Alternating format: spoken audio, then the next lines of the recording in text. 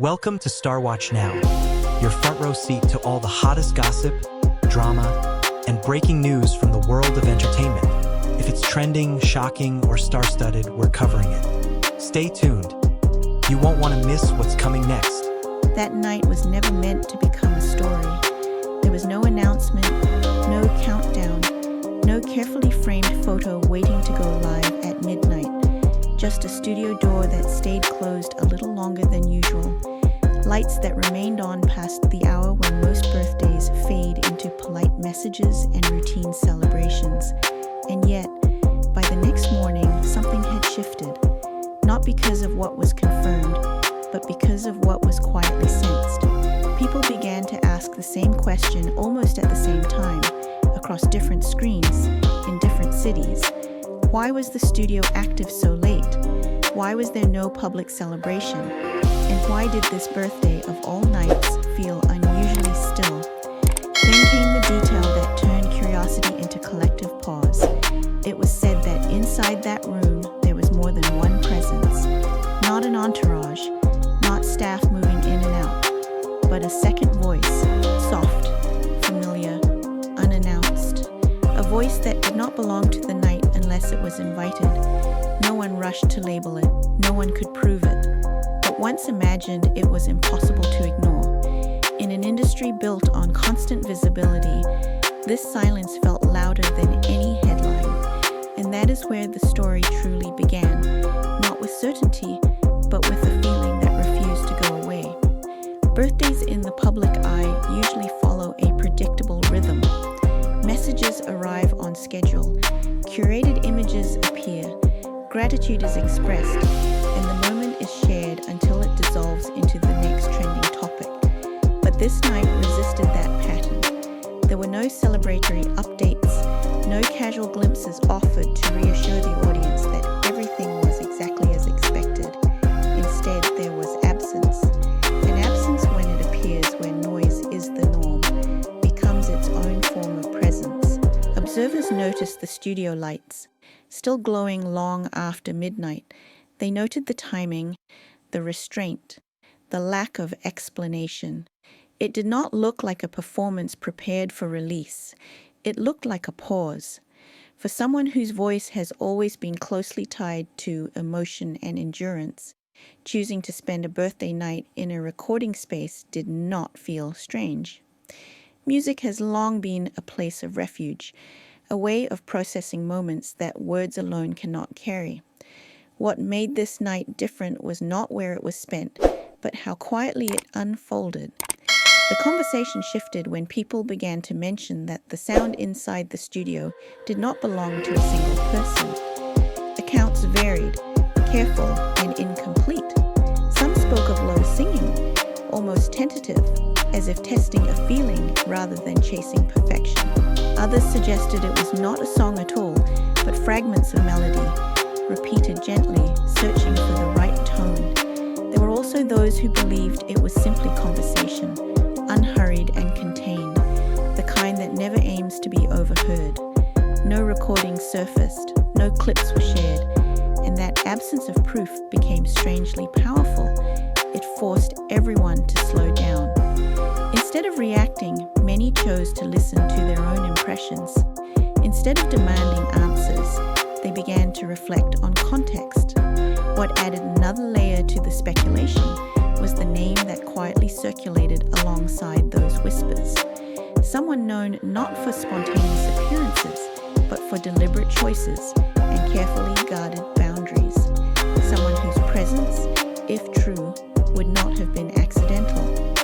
That possibility reframed the entire moment. It was no longer about collaboration or coincidence.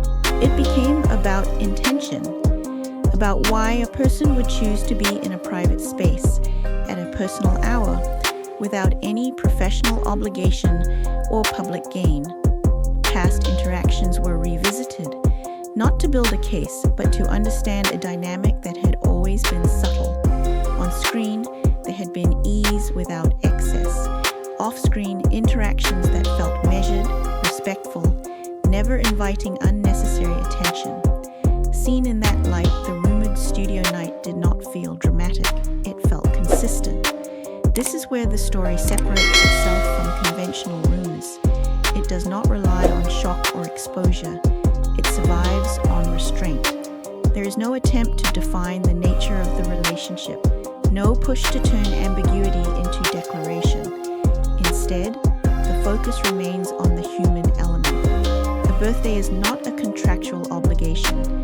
It is a moment that allows choice, choosing quiet over spectacle, choosing presence over performance, choosing not to explain. In an environment where every action is scrutinized, choosing to remain unseen can be a powerful statement in itself. Many who followed the discussion noticed something else equally telling. The reaction was unusually gentle. Rather than heated arguments or divided camps, there was hesitation. People seemed careful not to cross a line. Comments reflected curiosity mixed with respect. It was as if everyone sensed that this was not a moment to be claimed, but one to be acknowledged and then left intact.